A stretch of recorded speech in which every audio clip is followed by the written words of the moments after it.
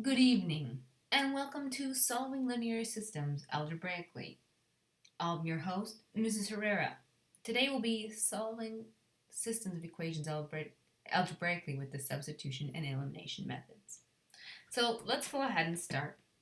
So in the previous video we learned how to solve a system by graphing and actually seeing where the two linear equations intersect.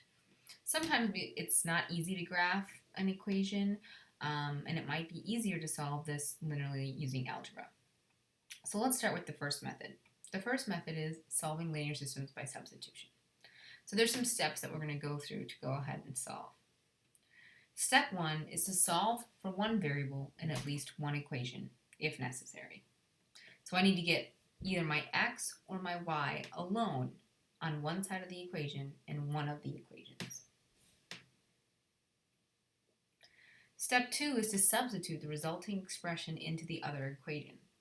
So whatever I solve for, then I'm going to take that and plug it in to the opposite equation. Step 3 is to solve the equation to get the value of the first variable. So once I do my substitution, I should only have one variable left over, either x or y, and I'm going to solve for that variable. Step 4 is substitute that value into one of the original equations and solve. I need to figure out what the other variable is, so I'm going to plug in whatever variable I solve for into an equation to get the opposite variable. Finally, I'm going to take my x and y value from steps 3 and 4 and write it as an ordered pair, then check my answer. So those are a lot of steps. They may not seem like they make a lot of sense, so let's go ahead and go through an example. So solve by using substitution. Here I have two linear equations, y equals x plus 1 and 2x plus y equals 7. The first step said I need to get one of my variables alone in one of my equations, either x or y. Well, lucky for me, in my first equation is solved for y, so I don't have to do step 1.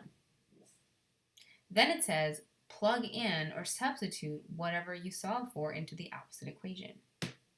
What that means here is I know here that my y is equal to x plus 1. But what I need to do is then plug this whole thing in for y. If this is what y equals, then I can substitute that into the y of the opposite equation. So I'm going to do that now. I'm going to have 2x, undo that, 2x plus x plus 1, that's my y, equals 7. Well, here I can go ahead and combine like terms. Here I have a 2x and an x. That gives me 3x plus 1 equals 7. If I subtract 1 from each side, I'll get 3x equals 6. And if I divide both sides by 3, I'll find that x is equal to 2. So now I can go ahead and use what I know as x, plug it into one of the equations, and solve for y. Well, it's going to be really easy to plug it into the first equation, so I'm going to do that.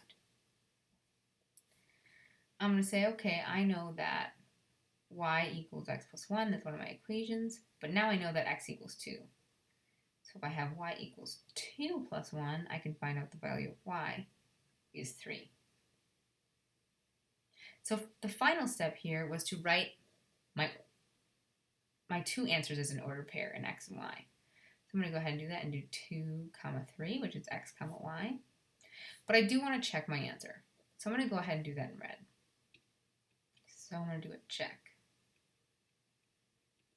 Okay, and I'm going to check. Here I know that 2 plus 1 is 3, and I'm confident about this one, but I want to double check that it works in my other equation. So here I'm going to go 2x plus y equals 7, and I'm going to plug in 2 and 3 for x and y. So I'm going to have 2 times 2 plus 3 is equal to 7. Well, 2 times 2 is 4, and 4 plus 3 is 7. So 7 is equal to 7, and that's correct.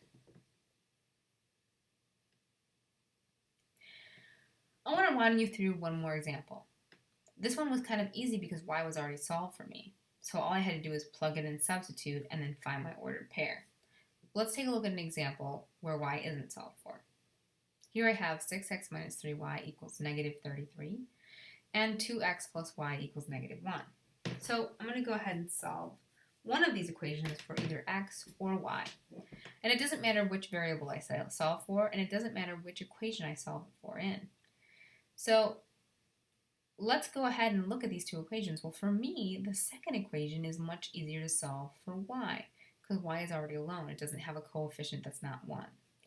So I'm going to go ahead and solve this second equation for y. I'm going to subtract 2x from both sides, and I'll rewrite this as y equals negative 1 minus 2x.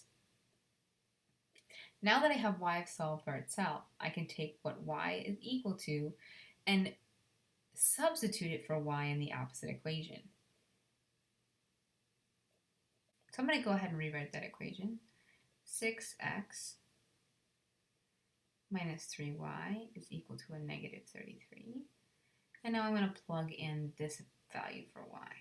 6x minus 3 times negative 1 minus 2x is equal to negative 33. Notice that once I plug it in, I only have one variable. And so I'm going to go ahead and solve for that variable, which in this case is x. So I'm going to distribute this negative 3 in. I'm going to get 6x plus 3 plus 6x is equal to a negative 33. And then when I add this together, I'm going to get 12x plus 3 is equal to a negative 33. And then I subtract 3 from each side, so 12x is going to be equal to a negative 36. Dividing both sides by 12, I find out that x is equal to negative 3. Now I need to go ahead and solve for y. So I can plug it into either one of these equations for x and solve for y. I'm going to go ahead and do the second one. It seems a little easier as far as the y, solving for y goes. So my original equation is 2x plus y is equal to negative 1. And if I plug in negative 3 for x, I'll have negative 6 plus y is equal to negative 1. Add 6 to both sides, and y is equal to 5. So my solution to this equation, to this system of equations, is the point negative 3, 5. Now I want to double check this, so I'm going to go ahead and check my answer by plugging this pair into this opposite equation again, then from the one I used to solve for y. So 6x minus 3y is equal to negative 33.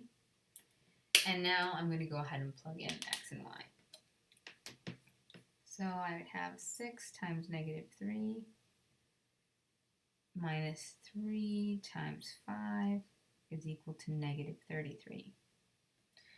So 6 times negative 3, that's negative 18.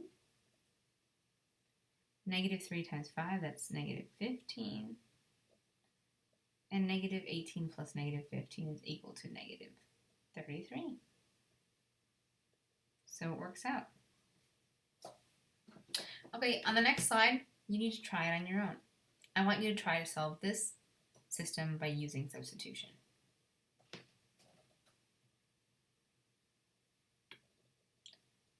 Did you get your answer correct? Go ahead and take a minute. If you need to pause the video to check your answer, go ahead and do so. Now let's try solving systems by elimination. Just like substitution, we have some steps that we need to follow. Step 1 is write the systems with like terms aligned. That means x's over x's, y's over y's, and constants over constants. Step 2 is eliminate one of the variables and solve for the other. So I want to either eliminate x's or eliminate y's. Once I have solved for one of the variables, I substitute that value into the variable of the original equation and solve for the other variable. This is just like the step in substitution. And finally, just like in substitution, I write x and y that I received from steps 1 and 2 as an ordered pair and check my solution. Okay, let's go ahead and try elimination. Solve by using elimination. I want to make sure that, first of all, of my two equations, my x's are over my x's and my y's are over my y's, and my constants are over constants when the equations are written. And here, we already have that done for us. The next thing I want to do is eliminate one of them, either x's or y's, by either adding the equations together or subtracting the equations. If I want to add, I look at the symbols, really, of my x's or my y's, and I look at the coefficients. I need coefficients that are either opposite or the same. If they're opposite values, then I can simply add the equations together. So I like to think about opposite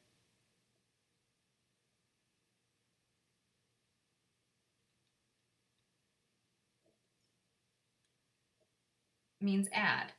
If I have the same coefficients, like positive 2 and positive 2, then I subtract. So let's take a look at what I've got. My coefficients for my x's are 1 and 5, so they're not even the same coefficient. My coefficient for my y's are negative 2 and positive 2. Here I have opposite coefficients. So if they're opposite, I could add my equations together to eliminate y. And that's what I'm going to do. So let's go ahead and practice this. Let's add these two equations together. I'm going to add my x's. Here I get 5x plus x. That gives me 6x.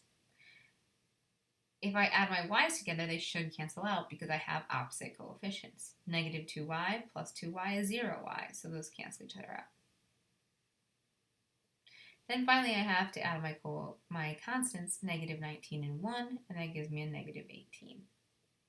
So now I get a much simpler equation of 6x equals negative 18, and I simply need to solve for x. So I'm going to divide both sides by 6 to get x by itself, and I'll get x is equal to negative 3. Just like in the previous problems where we did substitution, now I'm going to substitute this x into one of my equations and solve for y. Doesn't matter which one, I can just solve it, plug it in for either one. So let's go ahead and just choose the first one. X minus 2y is equal to negative 19. And if I plug in negative 3, I'll get negative 3 minus 2y is equal to negative 19. Well, I can add 3 to both sides to get the 2y by itself. So negative 2y then is going to be equal to negative 16. And then I would divide by negative 2 to get y equals a positive 8. So now I have my 2 points, negative 3, positive 8. And that should be the solution to my system. I do want to double check though. So I'm going to take the opposite equation again and just check to make sure that my answers are correct, that negative 3 and 8 would satisfy this equation as well. So the equation is 5x plus 2y is equal to 1. If I plug in my x as negative 3 and my y is 8, I'll get negative 15 plus 16 is equal to 1. And that's true. So negative 3, 8 is the solution to this system that I solved by using elimination. Let's see one more example of elimination.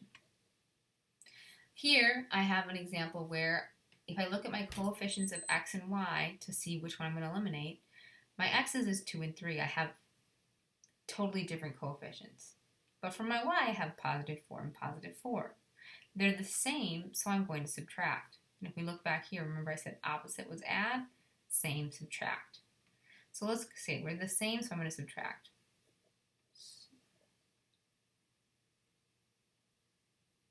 Okay, so let's take a look here. I'm going to go ahead and subtract these values. I'm going to put parentheses around my second equation. Whoops. When I subtract them, because I have to remember to distribute the subtraction sign. So let me demonstrate. Here I'm going to have 3x minus negative 2x, which really becomes 3 plus 2x to give me 5x. In the second part, I have 4y minus 4y, so that cancels out to give me 0. And then here I have 18 minus 8, which is 10. So now again, I've got a simple equation, 5x equals 10. I can divide both sides by 5, and I find that x is equal to 2. Now that I know what x is equal to, I can plug it into one of these two equations to figure out y. I always just tend to choose the first one, but it really doesn't matter which equation you choose. So if I plug in 2 for x, I'll get 3 times 2 plus 4y is equal to 18. And 3 times 2 is 6, so I have 6 plus 4y is equal to 18. Subtract 6 from both sides. 4y is equal to 12, and find that y is equal to 3. So the solution to this system is the 0.2, 3. Finally, as always, I just want to check my solution by plugging 2 and 3 into this opposite equation. 2x plus 4y is equal to 8. And then I have negative 2 times 2 plus 4 times 3 is equal to 8. That gives me negative 4 plus 12 is equal to 8. And that is a true statement. Okay, you have one final self-check problem solved by using elimination. So go ahead and solve this system using elimination and then check your answer. What did you think? Did you like elimination better than substitution? Everybody's a little bit different, and everybody kind of tends to gravitate towards one or the other. If you have any questions about today's lesson, please come and see me. And if not, we'll work on more of this tomorrow. Have a great night.